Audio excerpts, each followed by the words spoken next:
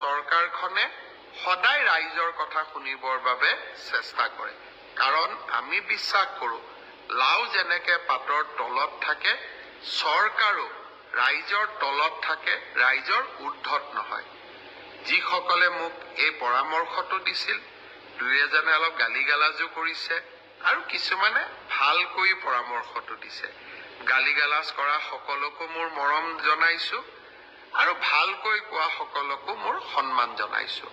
আপোনালোকৰ পৰামৰ্শ অহা 2-3 দিনত আমি বিবেচনা কৰিম আৰু যিহেতু পৰামৰ্শটোত মেৰিট আছে যে হয় 2 মাহ থাকোঁতে পৰীক্ষাৰ পেটাৰ্ণ এটা সলনি কৰিব নালাগে, বিষয়টো আমি ডেফিনেটলি আমি বিবেচনা কৰি অহা 2-3 দিনতে আপোনালোকক ইয়াৰ সিদ্ধান্তৰ বিষয়ে মই অৱগত কৰিম।